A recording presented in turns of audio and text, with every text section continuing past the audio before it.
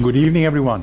God kväll allesammans. And we normally say also happy Sabbath. Och vanligtvis så säger vi också glad sabbat. As the Sabbath will start in a few hours when we have the sunset. Och sabbaten börjar ju om ett par timmar när solen går ner. I was very impressed with the introduction because I have to say I understood every single word that you said. Och jag är faktiskt väldigt imponerad av introduktionen för att jag förstod faktiskt varenda ord. I'm actually impressed that one day in Sweden and that all happens. So, jag är faktiskt imponerad av att bara efter en dag i Sverige så kan det här inträffa.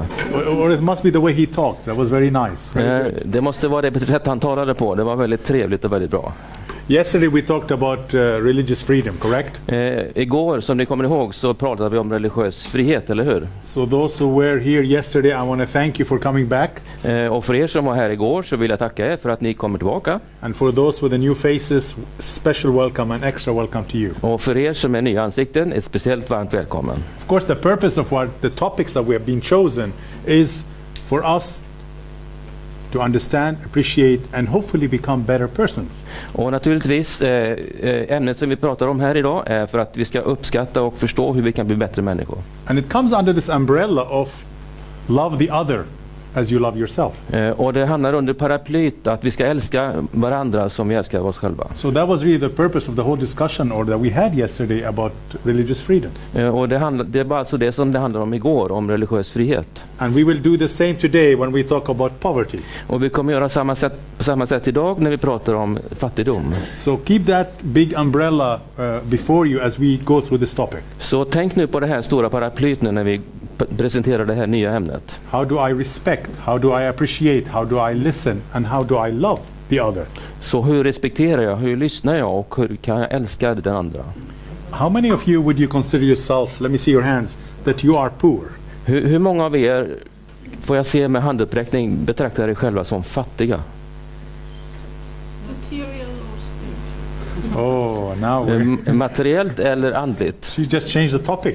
Hon ändrade just ämnet. Poor in the spirit. Yeah. Do you think we have poor people in Sweden? Tror ni att vi har fattiga människor i Sverige? Yeah. Yes. I think both. I remember living in Norway and we got the statistics one day. I just read in the newspaper that 92,000 people live below the Norwegian poverty line. Och jag bodde i Norge ett tag och det fick vi reda på genom statistiken att 92 000 människor levde under existensminimum. So poverty is everywhere. Så fattigdom finns överallt. If people can't pay their bills, that's a form of poverty. Och människor som inte kan betala sina räkningar, det är en slags fattigdom. And there's brokenness everywhere you go around in the world. Och det finns brustna människor vart helst man vänder sig i världen. So this is not just unique for certain geographical locations around the world. Så det är inte bara unikt på speciella ställen i världen. But I want to talk a little bit, we start like we did yesterday, we start with definition, we talk a little bit about personal experience, then we have a break and enjoy a drink. Yes. Så vi gör precis som igår, vi pratar om en definition först, och så lite personliga erfarenheter, och så en presentation, och sen har vi en paus med vi äter och dricker lite. And then after the pause we come back and we have a little bit of a discussion. Och efter pausen så har vi ett litet samtal och diskussion. And then we try to conclude with some values about the topic. Och sen försöker vi sammanfatta med några värderingar om ämnet. And for me as I am a personal Christian, och för mig som är en personlig kristen, I would like to bring these personal values, what I think about poverty and human rights, into that perspective, using the Bible as an example and God's experience with us. Och så därför så vill jag ta in Bibelns perspektiv i det här ämnet. So that's our journey today. Så det här är vår resa här ikväll. We're okay? Är ni okej med det? Yeah. Good. Bra. Just without me seeing anything on the screen, what would you think is a poor person? What is poverty? Vad är nu en fattig människa? Yesterday we tried to have a bit of an engagement together and you had a lot of good comments. And so I thought let's open that. So you give us the definition. Så igår hade vi en bra dialog tillsammans, så låt oss göra på samma sätt idag. And if you want to speak, I know that you're trying to respect me and you want to speak to me in English when you want to give comments, but Try Swedish. Yes. Och jag vet att ni gärna vill respektera mig genom att prata på It's just engelska, because- men försök gärna prata på svenska, det är okej. Because as I told you, my Swedish has improved overnight. Nej, men du förstår, min svenska har förbättrats sen igår kväll. So I will understand what you're saying. At least if not, I will turn to him. Och jag kommer att förstå vad ni säger, och om inte annat så blir min Your hand översättare. is first and then I'll take your hand. Din hand kom Define först. poverty for us. Definiera fattigdom för oss. A person that couldn't eat and be filled every day. Yeah. One example. Very good example. Ja, det är ett exempel, ett bra exempel. Yeah. En som inte får sina mänskliga rättigheter av basbehov och fyllda. Alltså rent luft och mat och dryck och ingenstans att bo. That's right. Så det är en person, alltså jag sammanfattar för inspelningens skull, en person som inte får sina mänskliga rättigheter uppfyllda genom att få mat och dryck och basbehov och så vidare. And between you two, say that again? Oh, sorry. You have to say it in English. Oh, do I have? That's my test. Yes. Yes. But the English, basically what they said is really what you see on the screen there. I mean, they basically captured what they said, both of them. Ja, det är huvudsakligen vad som står på skärmen här. Det är en sammanfattning på det You hela. are familiar with Abraham Maslow's pyramid? Känner ni till Abraham Maslows på pyramid? And I think they're basic physical in the first level, 2, 3, even security. Och på grunden där finns det basbehov och till och med säkerhet är också med. That's really what is lacking. That's poverty that we have around us in Sweden and many other parts of the world. Och det är alltså en slags fattigdom som vi har i Sverige och i många andra platser i världen. And the second thing that I just flicked on the screen, Och den andra punkten som jag plickade fram på skärmen, poverty can also be social, fattigdomen kan också vara social, not just economic. inte bara ekonomiskt perspektiv.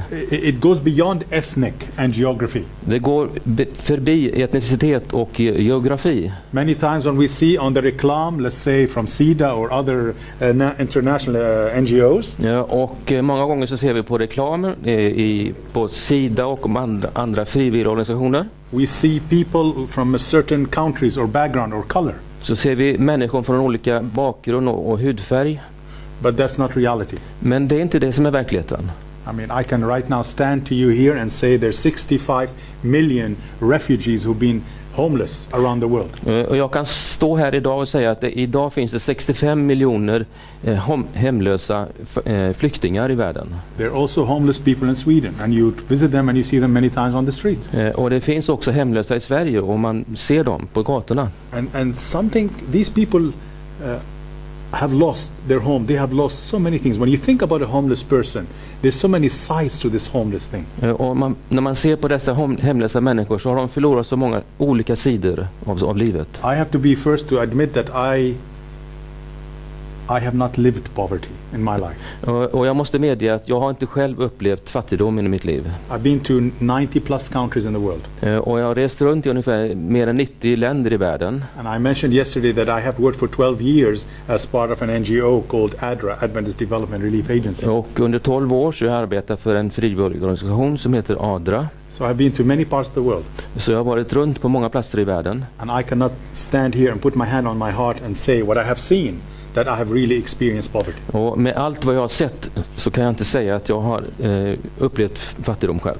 When we talk about homeless people, that's 65 million homeless people who are actually lost their home. Och vi pratar alltså om 65 miljoner människor som är fattiga och de har faktiskt förlorat sina hem. I need to inject a spiritual message here, just for a second. Men nu vill jag också infoga ett andligt budskap här bara för ett ögonblick. Jesus Christ, he became homeless. Jesus Kristus, han blev också utan bostad.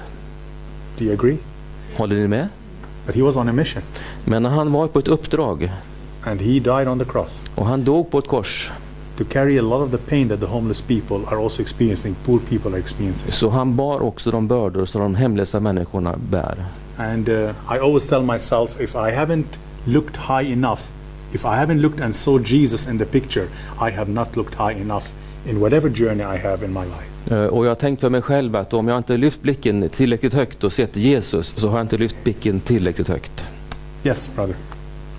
det här med säkerhet och trygghet. Det är många länder och områden och grupper som alltså tänk Turkiet efter Erdogan, många som har blivit gripna, där många som säkert väntar, fruktar att bli gripna i Kina på många ställen, Burma. That's right. Så det finns många platser i världen, i Turkiet och Kina och annat så vidare, som man fruktar för sin säkerhet på olika sätt. So there are many parts of the world where they fear for their security, in Turkey and China and other places. För mig är trygghet väldigt viktigt. Jag förstår verkligen hur viktigt det är för andra också. Och jag förstår väldigt viktigt hur viktigt det är. I understand really how important that is. Yes. Thank you for sharing. Tack för att dela med dig. And we already addressed the question because you said yes. Does Sweden have poor people? Of course. Every nation have poor people to a certain extent. Och vi har redan svarat på frågan om Sverige har fattiga människor. Alla länder har det. But of course we are blessed here in Scandinavia, I have to say that. United Nations keep voting Scandinavia as the top 3 countries in the world, and now Finland has beat Norway to be the best place to live. Så vi är väldigt tacksamma för att vi ligger högt upp på rankingen. Men Finland har slagit Norge och i Sverige är väl 3 då. Yeah. I'm trying to bring in 2 definitions to our attention. Jag skulle vilja göra uppmärksamma på några definitioner. When we talk about poverty, there are a group of people that have lived in absolute poverty. Det finns en grupp som har levt i absolut fattigdom. And there are other group which is called relative poverty. Och en annan grupp som kallas för relativ fattigdom. When we look at the Scandinavian context that we live in Sweden, Och när vi tittar på ett skandinaviskt sammanhang i Sverige som vi lever i, we're talking about relative poverty. så talar vi om relativ fattigdom. That's the Swedish standards of poverty. Det är den svenska standarden utav fattigdom. But of course you have the social contour here, isn't it? And then when things fall between the crack, you tend to get support. You have a very good system here, social security system. Så naturligtvis vi har ett väldigt starkt socialt stöd. Vi kan komma till socialen och få hjälp på olika sätt. Another dimension that I'm trying to bring in as well into discussion Och en annan punkt som jag skulle vilja diskutera is the governments many times don't have the resources to be able to deliver that help to the people. Det är att myndigheterna inte alltid har de ekonomiska resurserna som människor behöver. For one example is we were involved in a project in Haiti. Till exempel så var vi engagerade i ett projekt i Haiti. The Haitian government invited us to submit a project and apply a project in Haiti. Och den haitiska myndigheterna inbjöd oss att delta i ett projekt i Haiti. And 90,000 people in a large community did not have any health facilities to take care of the health needs. Och det var 90 000 människor i ett samhälle där som inte hade någon som helst sjukvård. So ADRA came in with funding from the British government. Så ADRA kom in och med hjälp av understöd från den engelska regeringen. And then we went around to knocking on people's doors just to get information about people's health and their health needs. Och vi gick runt och knackade på dörren och tog reda på vad deras hälsobehov var. And of course we had a whole team on the ground, tens and tens of people, just to develop that health facility from scratch. Och vi hade naturligtvis många medarbetare som jobbade, 10-tals medarbetare som jobbade för att bygga upp det här från grunden. And of course the children received vaccination. Och naturligtvis barnen fick vaccinationer. We had an extensive health records of all the individuals who lived there on our computers. Och vi hade omfattande rapportering på våra datorer utav människornas hälsosituation. Women who were pregnant got attention. Kvinnor som var gravida fick uppmärksamhet. Children who were sick, they got attention. Barn som var sjuka, de fick också uppmärksamhet. Part of the program was to also train health practitioners. Och också gav man utbildning för att utbilda hälsoarbetare. And so on and on. Och så vidare och så vidare. But that's just an example where many times the governments don't have the resources or the possibilities to help establish these kind of systems. Så det här är ett exempel då där myndigheterna inte alltid har möjlighet att hjälpa dessa människor. Yeah. Let's see what's next. Reality check, some statistics. You can Google this, but I'm just giving a couple of slides on some statistics when we talk about poverty to give perspective. Och ni kan själva googla detta, men jag vill bara ge er några statistiska uppgifter. One is the lack of basic sanitation. En sak handlar om bristen på sanitära möjligheter. In our experience in many poor countries, we come in and we build latrines. Och i många fattiga länder så bygger vi helt enkelt latriner. And ADRA and other NGOs, they've been involved in building tens of thousands of latrines for poor people. Och ADRA och andra frivilligorganisationer bygger tiotusentals latriner. And we document that instead of these women and children going out of the fields early morning at 3-4 o'clock not to be seen. Och istället för att kvinnor och barn går ut på fältet tidigt på morgonen för att inte de ska man ska se dem. For $100 you can create a latrine system with a well as well, which all of a sudden you start saving life. People are getting less and less sick and dying. Och för $100 så kan man då bygga den här latrinen med ordentliga möjligheter så att människor inte slipper bli sjuka och dö. With a project that I have seen and supervised, which we had in Nepal. Och ett projekt som jag övervakade i Nepal. And that was funded by the European Union. Och det gavs understöd ifrån EU. We built latrines, but as you know, human waste also produces biogas. Och ni vet, mänskligt avfall, det producerar också gas. And we did this project only once, but it's a very interesting project. Och vi gjorde bara det här projektet en enda gång, men det var ett väldigt intressant projekt. So the cow poo and the human waste, they go into a well.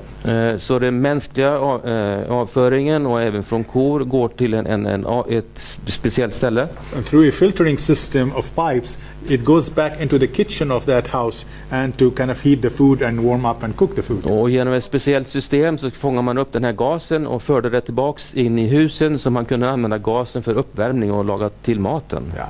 So back in the 1700 Europe, they had that system of the biogas, the human waste system. Och på 1600- och 1700-talet i Europa så hade man just det här systemet med biogas. We just need to move a little bit back because the sister here, when she moved, we realized that we're blocking the screen here, so that's why we're moving a little bit back. Vi behöver flytta tillbaks lite grann här så vi inte skymmer skärmen. And the same with the clean water, that's the second point there. Och samma sak med det rena vattnet, den andra punkten här. I mean, you know that there's a conference that met last week to talk about the shortage of water in the world. Det var en konferens som hölls förra veckan som handlar om bristen på vatten. You might have a lot of lakes here in Sweden and water, but other parts of the world there's a huge shortage. Och ni kanske har många sjöar här i Sverige, men i många andra länder så finns det för lite vatten. Another kind of, when we talk about poverty, is a lack of a roof over you, where people live in a tent. Och när vi pratar om fattigdom så är det att en del människor saknar tak över huvudet. De bor i tält. I remember there was a huge flooding and where the people's houses in Guatemala were affected and they were destroyed. Och jag kommer ihåg en stor översvämning i Guatemala och människors hus blev förstörda. And we were involved in a project to build about 3,000 homes in that part of the world. Och vi blev engagerade i den delen av världen att bygga upp 3000 hem. I remember a story, just to share with you something personal. I was coming out of my second-star hotel in Guatemala just to go and supervise a project. Och jag kommer ihåg en personlig erfarenhet när jag kom ut från mitt tvåstjärniga hotell och kom ut på gatorna där i Guatemala. And there was a young girl just standing outside the hotel begging for money or food. Så var det en ung kvinna där som stod utanför hotellet och hon bad för frukt eller pengar. She probably was about 9 or 10 years old. Hon var kanske 9 eller 10 år gammal. And at that time I didn't have things with me, and I become wary a little bit of people who beg for money or for food. Och på den tiden så var jag lite försiktig och återhållsam med människor som tiggde om pengar eller mat. We had a meeting. Men vi hade ett möte. And then later we went to the project site to visit the houses. Och senare så åkte vi ut till den platsen där man skulle bygga husen. And I went to one of the houses with the group that was supervising. Och jag åkte tillsammans med gruppen som övervakade det här. And I saw that same girl. Och jag såg samma flicka. She gave me a smile. Hon log åt mig. And I learned that her mother was there. Her father passed away and her mother was in bed struggling with cancer. Och jag fick då veta att hennes mamma var sjuk och pappan hade dött i cancer. And her mother was dying of cancer. Ja, hennes mor höll på att dö i cancer. And that was a very important lesson for me. Och det var en mycket viktig lärdom för mig. When somebody is begging, när du ser någon som tigger, don't stand and analyze. Stå inte där och analysera. Give. Ge. Even give little bit. Ge bara lite grann. Have that right attitude about giving and generosity. Ha den attityden utav generositet och givande. My mother-in-law My wife is Norwegian, as I told you. My mother-in-law, she lives in Bergen. Min svärmor, jag sa det att jag är gift med en norska och så hon bor i Bergen. You know, and she has this attitude of generosity. She always has coins. And even in Bergen, you have people standing there begging for money. Hon har den här andan av generositet för att det bor fattiga människor där också. Hon ger pengar till dem. And she goes around and she just, whenever she sees beggars, she always has coins ready to give. Hon har 20 krona or whatever. Hon har alltid mynt som hon ger med sig, 20 kronor eller vad det kan vara för One någonting. time we were walking with her and she was giving all these coins. En gång när vi gick tillsammans med henne och hon gav dessa mynt, And there was a man standing there and just drinking his cup of coffee. så var det en man som stod där och han drack en kopp kaffe. She didn't pay attention. She just took 20 krona and just put it in his coffee. Hon var inte uppmärksam och hon la 20 kronor i hans kaffekopp. And we remind her from time to time about that spirit of generosity that she has. Så det påminner oss om hennes anda utav generositet. Yes. We talked about health systems as well. Vi talar om hälsosystemet också. You know that Yemen is part of the world where they live in abject poverty. I Jemen så lever man i In terrible poverty. då lever man i en fruktansvärd fattigdom. And of course the war that is right now in Yemen is not really helping these poor people. Och man hjälper inte dessa fattiga människor där heller. And I remember visiting that country, and we've been involved a number of times visiting that place, where we had a huge, about $12 million health project just to help establish the health system there. Och jag kommer ihåg att vi har varit där och hjälpt dem. Det var ett $12 miljoner projekt där vi försökte hjälpa de här It was människorna. very interesting to sit there with a number of nurses, about 23 in the room, and all you could see is their eyes because everything else is covered.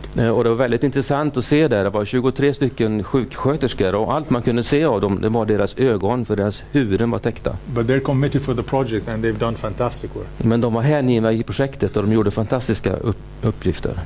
Another statistics, almost half the world, over 3 billion people, they live on less than $2.50 a day. Och en annan statistikuppgift är att nästan hälften av världen, över 3 miljarder människor, lever på under $2,50. And here's another statistics, at least 80% of humanity lives on less than $10 a day. Och åtminstone 80% av mänskligheten lever på mindre än $10 per dag. The world is poor. Världen är fattig. Compared to Sweden, the world is poor. Jämfört med Sverige så är världen fattig. The thing that probably affects me the most Den sak som säkert har påverkat mig mest, is when children suffer och det är när barn lider and when women suffer. och när kvinnor lider. Even in Sweden, I think one of the richest countries in the world, and Norway, there's still a discrepancy between man and women income. Och i Sverige och i Norge så är det fortfarande en löneskillnad mellan män och kvinnor. And when you travel to many parts of the world and you see how the children and the women, they are the most vulnerable in many of these poor countries. Och när man reser runt i världen så ser man att kvinnor och barn är de som lider mest. It is the men that get the education. Männen som får utbildning. It is the men that generate the income and bring the breadwinners for the family. Och det är männen som genererar inkomster till familjen. But when you look at the children, Men när man ser till barnen when you look at the women, och när man ser på kvinnorna there's a big issue there. så är det ett stort problem där. And what we focus in the NGO community, Och vad vi fokuserar på i frivilligorganisationerna, education is the best way to help people come out of poverty. så är utbildning det bästa sättet att få människor bort ifrån fattigdom. And if you want to change that trend in many of these poor communities, Så om du vill förändra den trenden i dessa fattiga samhällen, you need to focus on the women. så måste man fokusera på kvinnorna. You need to educate the women. Du behöver utbilda kvinnorna. This is very priority for us. Det är en hög prioritet för oss. Because if you educate the women, they're at home, they will also educate the children. Därför att om du utbildar kvinnorna som är hemma så kommer de också utbilda barnen. And that's how you change the trend. Och det är så du förändrar trenden. So if you come with us to parts of Africa or South America or Nepal, Om du följer med mig till Sydafrika eller Amerika och Nepal. when I say Nepal, it's just because we had a project there where you have to climb the mountains because that's what it is. And then you have literacy program for the women to teach them to read and write. Och i Nepal så var vi i bergsbygderna där och man hade utbildning i läskunnighet för kvinnorna. And we started a program to help these women, not only to teach them how to read and write. Och vi undervisar dem inte bara hur man kunde läsa och skriva. There's also, we teach them about numeracy, how to count and calculate. Man undervisar också om i räkenskap. And the next step in the development of these people is about developing people at the end. It's always about people. Och det handlar alltså om utveckling av människor. Det alltid handlar om människor. And the next thing we do is not only to teach them that, but also we start giving them income generation funds to help them develop certain skills, and we teach them how to teach that skill. Och vi ger dem inte bara utbildning utan vi ger dem också lite ekonomiskt stöd så att de kan tillämpa det de har lärt sig. That could be just getting them a sewing machine and teach them how to use a sewing machine. Och det kan vara till exempel att ge dem en symaskin och undervisa dem hur de ska använda den. So they start their own business and they also start providing an income for the family. Så de startar sin egen affärsrörelse och genererar pengar till familjen. But when you think about, if you look in the middle here, Och när man ser i mitten här, number of children in the world is about 2.2 billion. det antal barn som lever i fattigdom är ungefär 2,2 miljarder. Now these are the people that exist, that live. So, but the ones living in poverty is 1 billion. Okej, det finns Yeah, I did understand in Swedish. Ja, det finns alltså 2,2 miljoner totalt barn som lever i världen, men de som lever i fattigdom det är 1 miljard. Yeah. And there are other statistics about children being affected with poverty. Och det finns annan statistik där som handlar om barn som lever i fattigdom. So these are a couple of slides. You can Google this information. These statistics are available. Och det här är bara några bilder, men ni kan googla det här. Statistiken finns tillgänglig. Another reality check about children and women. En annan check med verkligheten vad det gäller kvinnor och barn. The World Bank says that 1.3 billion people living in absolute poverty around the world, 70% are women. Ja, utav Världsbanken säger att av 1,3 miljarder människor som lever i absolut fattigdom så är ungefär 70% av dem kvinnor. These are some statistics about those who live in relative poverty, not absolute poverty. Och här är statistik utav de som lever i relativ fattigdom.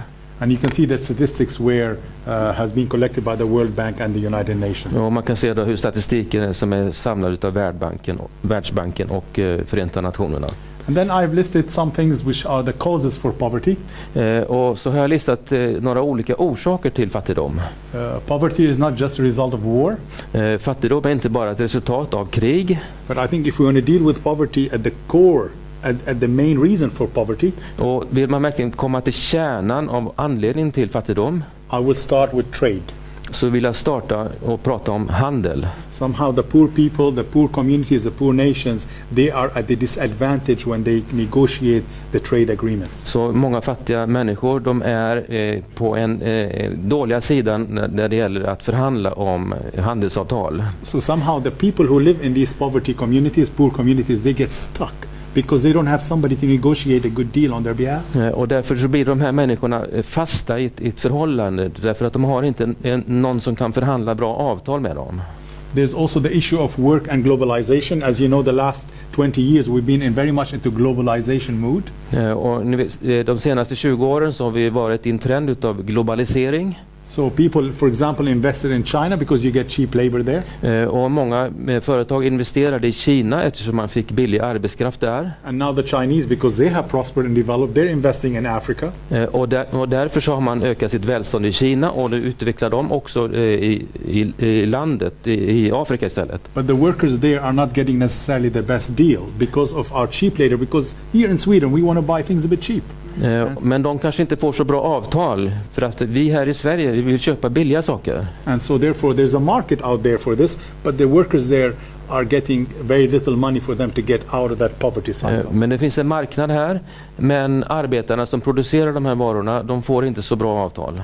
There's a war and conflict disaster, as you know. Det finns naturligtvis krig och konflikter och naturkatastrofer. I remember a few years back when the Kashmir on the border between India and Pakistan, when the earthquake hit.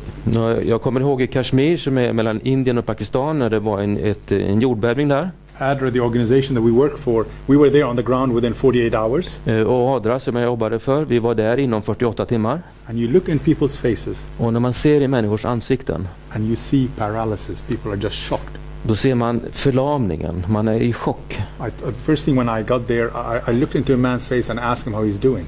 Och när jag kom dit då, så såg jag in i en persons ansikte och frågade dem, hur mår du? And he was very specific. He said in 55 seconds. Och han sa väldigt specifikt inom 55 sekunder. I lost my wife, my children, my business and my home. Han sa, jag har förlorat min fru, mina barn, min affärsrörelse, mitt hem. Yes, right. And that's all within 55 seconds. Och det sa han, allt det där förlorade inom 55 sekunder. We had to bring in a group of psychiatrists from the United States and Europe to help train the people who are working in this kind of situation. Och vi var tvungna att ta in ett team ifrån USA för att hjälpa människor att hantera den här situationen. Yeah. So clearly war, conflict, like right now the Syrian refugees coming from Afghanistan, Iraq, and they're knocking on our doors. That's also part of that conflict and war situation. Så därför ser vi då flyktingar som kommer från Afghanistan och andra länder. Det är en del av det här med krig och konflikter. Yeah, many times we have poverty because of weak and poor governments. Och många gånger så har vi fattigdom på grund av dåliga regeringar. As you know, China, because of the rise of China as a second superpower, och nu på grund av att Kina stiger upp som en andra supermakt. they took 600 million people with them and moved them from what we call the low class to the middle class. Och de flyttade så att säga 600 miljoner människor från en underklass till en medelklass. So they really reduced the number of poor people in the world quite a bit just with this kind of 10-year exercise. Så genom det här 10-åriga programmet så har man liksom lyft ganska många människor i världen på det sättet. Okay. Vad menar du med antidote? Well, the antidote is the opposite of encouraging poverty. There's some weak governments, but China has shown that they're the opposite. Yeah. Så det finns alltså regeringar som är dåliga, det finns alltså regeringar som gör bra saker för att lyfta fattigdomen. I'm just trying, I have many examples here of my experience, personal experience when we talk about poverty and working with poor people. Och jag har många egna erfarenheter att när jag har mött människor som har varit i fattigdom. Well, let me just give some examples. Let's say pick up Sudan. Låt mig bara nämna något exempel, till exempel Sudan. And that's Khartoum. Och Khartoum. And this is a project that was supported by NORAD, the Norwegian government.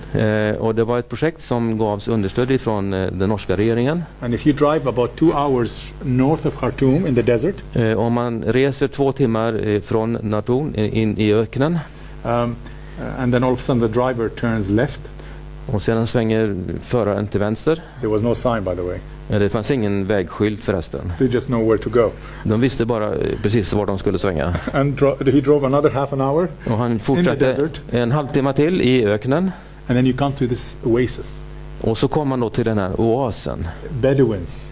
You know Bedouins from the Bible time? Bedouins were just traveling all across North Africa. Ja, du vet beduiner som man även läser om i Bibeln som reste över genom Afrika. And they move with their cattle and the animals looking for water spots all around the desert. Och de reser där med sitt boskap och försöker hitta vattenhål på olika ställen. And we went in and did some statistics and research and we discovered that if you have 5 or 6 children, at the end you'll end up with 1 or 2 because many of them are died as a result of this migration all the time moving as Bedouins. Och på grund av det här resande förhållandet, om man hade 5-6 barn från början, så förlorade man flera av dem, så man slutade bara kanske med att ha 1 barn kvar. And so we agreed with the leaders, you always work with the leaders down on the ground and the people. Så vi kom överens och man jobbar alltid med ledarna på marken där. And their need number 1 was water. Och det första problemet man behövde hjälp med, det var vatten. And you'll be amazed that if you dig down in the ground in the desert. Och du skulle förvåna om man borrar ner i marken i öknen. There are rivers of water just under the desert. Så finns det floder av vatten under i öknen. So we got some machinery.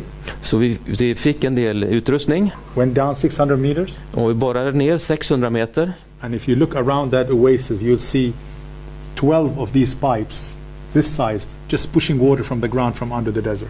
Och om man då tittar på den här oasen så ser man då vattenrör i den här dimensionen som bara flödar vatten. So now these nomads were just going around the desert just to get some water and try to get a livelihood. Så istället för att de här beduinerna reste runt i öknen för att hitta vatten för att kunna överleva, They're a bit more settled. så blir man mera bofasta. The children are alive. Och barnen, de lever. You build clinics for them. Man bygger kliniker för dem. You build schools for them. Och man bygger skolor för dem. You provide education, which is very important to deal with poverty. Och man ger utbildning som är väldigt viktigt vad det gäller hanteringen av fattigdomen. This is just one example of what funding from governments and projects and NGOs can really help deal with poverty this way. Så det var bara några exempel på vad sponsring från olika regeringar kan hjälpa till med för att underlätta fattigdomsbekämpningen. Other places where we have an earthquake, like the volcano when it came down in Congo. Till exempel ett annat exempel är en vulkan i Kongo. The buildings and schools and offices were just completely destroyed, wiped out. Skolor och kontor och allting blev helt förstört. So we raised money from people like you. Så vi bad om pengar från människor precis som ni. And for about $75,000 we built a school for 900 students. Och för ungefär $75,000 så byggde vi skolor. And so if you have a big heart for helping the poor people, så om du har ett gott hjärta för att hjälpa fattiga människor, if you have a bit of money, om du har lite pengar, get on a plane. Get on a plane. Sätt dig på ett flyg.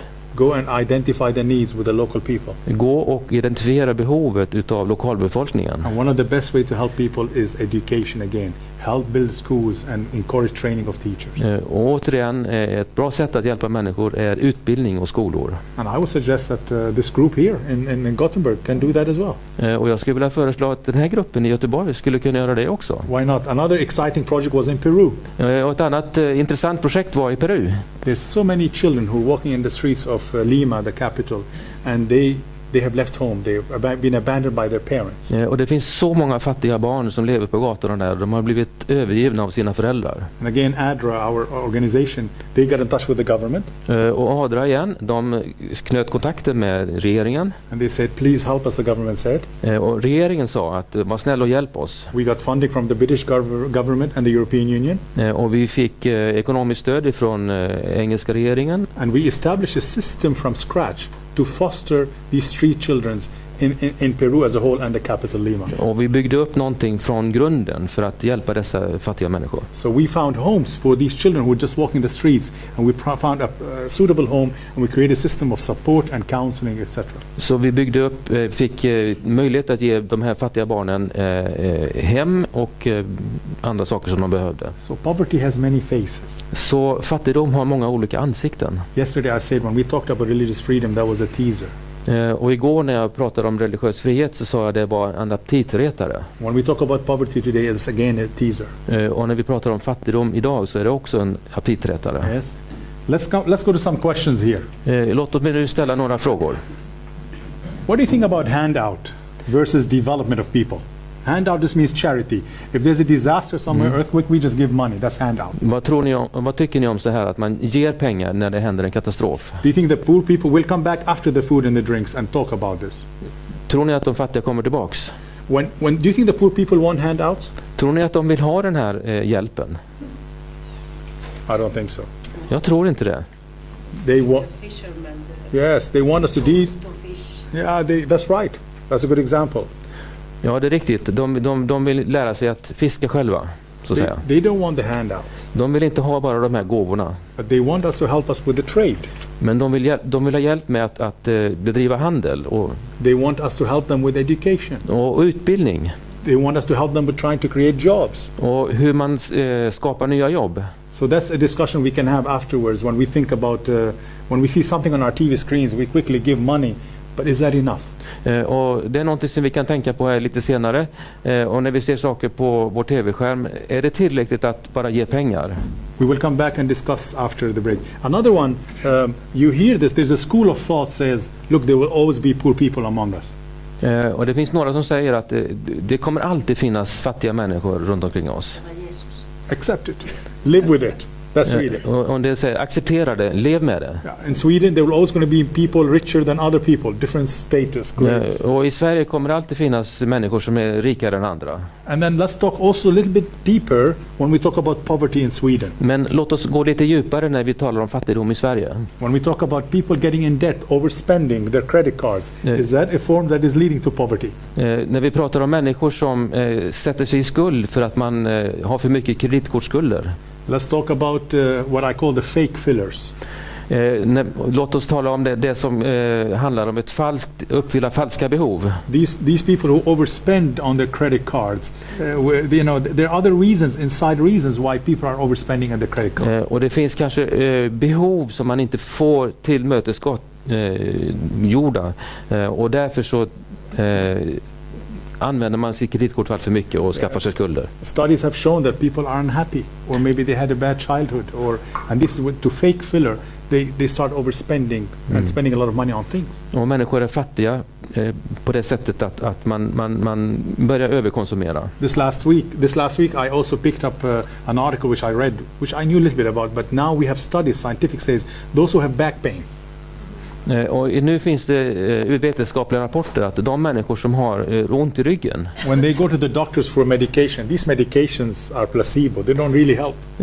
När de går till doktorn för att få mediciner så är egentligen den här medicinen bara placebo, det är bara bluff. And they're discovering that more and more of these people with back pain is because they're struggling with other issues. Och man upptäcker mer och mer att de som kämpar med ryggproblem, de har problem på andra områden. But the doctors are not trained or equipped or have the time to deal with the other issues. Men läkarna, de är inte utrustade eller utbildade för att hantera de olika andra problemen. And of course, how do we look at the immigrants in Sweden? Och naturligtvis, hur ser vi på immigranterna här i Sverige? So I think that's the other dimension of the Swedish context when we talk about poverty. Så det är den andra dimensionen av fattigdom här i Sverige. So 3 quick questions. We'll come back for this.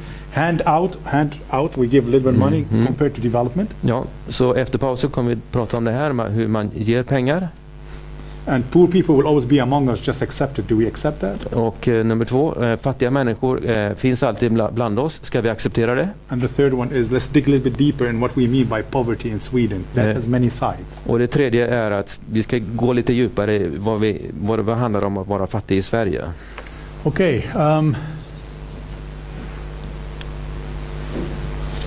A lot of this, what I'm going through quickly, is we already repeated. I already said this, so I'm just going to the values. Så mycket av det jag bläddrar förbi här är saker som vi redan har pratat om. Value number 1. Så värdering nummer 1. I'm constantly, before you read, I'm constantly looking for a higher thinking. Why do I help the poor?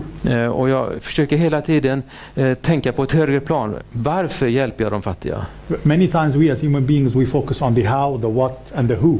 Många gånger som människor så fokuserar vi på varför och vem och who. Vem and yes. What. Vad. But I think we miss the why. Men många gånger förlorar vi frågan varför. And I think it's important that we keep the why clear in our minds, because we do a lot of things we don't even know why we're doing it. Och många gånger så är vi inte klara i vår tanke, utan vi vet inte varför vi gör saker. And for me always the why is God. Och naturligtvis för mig så varför det handlar om Gud. I as a human being with my polluted mind, I cannot think clearly. Och jag med mitt begränsade sinne kan inte tänka klart. Yesterday I talked about the Psalms 23, the Lord is my shepherd. Igår talade om Psaltaren, Herren är min herde, Psalm 23. You got to go a little bit deeper. What does it mean, the Lord is my shepherd? Om man går lite djupare, vad betyder det att Herren är min herde? I'm the sheep, I need to be guided. Jag är fåret, jag behöver bli ledd. And I need that higher thinking. Och jag behöver det högre tänkandet. And I'm just right now working in the mind of God through this verse. Och jag arbetar nu på sätt och vis genom Guds sinne genom den här versen. Trying to understand how God thinks. Jag försöker förstå hur Gud tänker. This is the instruction that God gave to Moses as they were building the nation of Israel on this earth when they moved from Egypt to the promised land. Och så det här är en instruktion som Gud gav till Moses när de skulle flytta från Egypten in till landet. He said, when you do the harvest, och han säger, när du skördar, do not cut the edges of the field. Så ska du inte skörda kanterna på dina åkrar. And then when you go over the vineyard, och när du do not go vineyard. Don't go over it the second time. When you collect the grapes. Så när du samlar ihop druvorna i din vingård, gå inte en andra gång och skörda. Why? Varför? Leave them for the poor and the foreigner, the migrant refugees. I am the Lord your God. Jo, du ska lämna det till de fattiga och de som är migranter och flyktingar. För jag är Herren er Gud. So here God is giving instructions as he's building the nation of Israel. He said, when you do the harvest, leave the edges of your fields. Don't do everything. Så när Gud gav instruktionen till när de skulle bygga landet, så säger han, lämna kanterna på åkrarna. Because there will be poor people.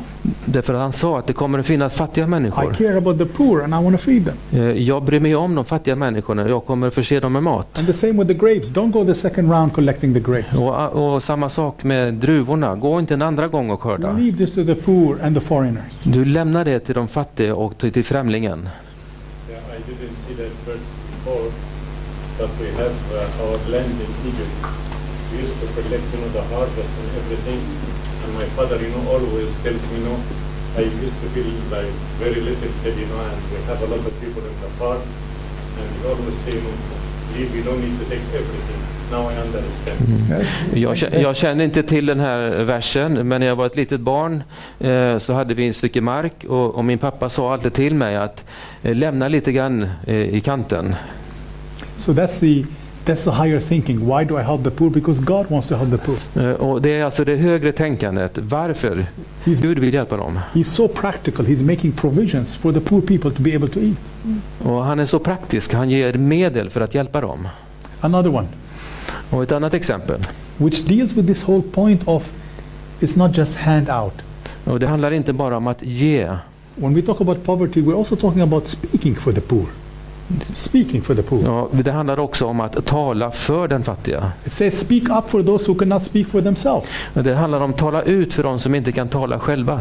Speak up and judge fairly, defend the rights of the poor and the needy. Tala ut för de som inte kan tala för dem själva.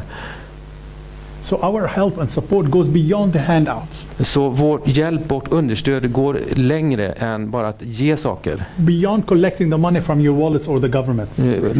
Gå vidare än att bara samla in pengar från dina plånböcker eller från regeringen. On issues which have to do with fair trade, I think we need to be a voice and speak out. Och vad det gäller frågor kring att handla på ett rättvist sätt så behöver vi tala ut. I mean, I was on a plane once. En gång så reste jag på ett flygplan. And this person came to me, and I always likes to sit on the aisle seat because there's a bit more space. Och det var en person som satt bredvid mig och jag gillar att sitta vid gången för det finns lite mer plats. And this gentleman, he comes and sits on the window seat. Och så kommer den här mannen och han sitter där vid fönsterplatsen. And he quickly started telling me that he works for NATO. Och snabbt så berättar han att han arbetade för NATO. You know what NATO is, yes? Ja, ni känner till vad NATO är, eller hur? And then he started, for me, sharing a bit too many secrets about NATO, what he does and what they do. Och för mig så börjar han avslöja allt för mycket detaljer vad NATO gör. Now, I wasn't really in the mood to listen to this. Och jag var inte egentligen inställd på att hålla på och lyssna på det där. I like to bring a spiritual book with me, on the plane, because I feel there's a better connection when you're up in the air with God. Jag brukar ta en andlig bok och läsa för att jag tycker att jag är lite närmare Gud då. And I pick up the newspaper that I just got from the airport. Och jag tog upp tidningen som jag fick på flygplatsen. And the leaflet fell from the newspaper and landed on the seat between us. Och det var ett litet flygblad som flög ut tidningen och landade på sätet bredvid oss. All of a sudden he went quiet. Och plötsligt så blev han helt tyst. His face changed color. Och hans ansikte förändrade färgen. I didn't notice what was on the leaflet, but he was looking at the leaflet. Jag insåg inte vad som var på det här flygbladet. The leaflet was from Amnesty International. It's a promotion. Och flygbladet handlar om ett understöd till Amnesty International. And on it, on the front, it says you have the right to remain silent. Och på det stod det att du har rätt att vara tyst. If you open that leaflet inside, om du öppnar det där på insidan, it says also you have the right to speak out. Men det står också att du har rätten att tala ut. We need to speak out, friends. Och mina vänner, vi behöver ibland tala ut. Isn't it? Eller hur? The poor, the needy, the immigrants, the migrants, those who need our help, we need to speak out and be a voice for them. De fattiga immigranterna och andra som behöver hjälp, vi behöver tala ut och hjälpa dem. Because in most cases these people do not have a voice. Därför att i de flesta fall så har inte de en egen röst. So that's another principle why we need to not just hand out but fight for the poor, speak for the poor. Så vi ska inte bara ge saker till eller pengar till dem. Vi ska tala ut och hjälpa dem med våra munnar. Value number 3. Värdering nummer 3. Sell your possessions. Sälj dina egendomar and give to the poor. Och ge till de fattiga. If you read about the early disciples who were meeting underground, I talked about that yesterday. They were meeting in secret underground. Så om man läser om de första lärjungarna så möttes de i hemlighet på gömda platser. And if you study in Acts chapter 2 and Acts chapter 5, och om man studerar i Apostlagärningarna kapitel 2 och kapitel 5, one of the key things that kept their disciples together was they sold their possessions and they shared it with each other. Så en av de saker som gjorde att man höll ihop, det var att man sålde sina egendomar och de delade med sig. And again the verse, if you continue reading, the verse talks about it is about the heart. It's about adopting an attitude of love for the poor people. Och om man fortsätter läsa så handlar det om att ge sitt hjärta för de fattiga. So that's the teaching that Jesus is talking about here, is sell your possession and give to the poor.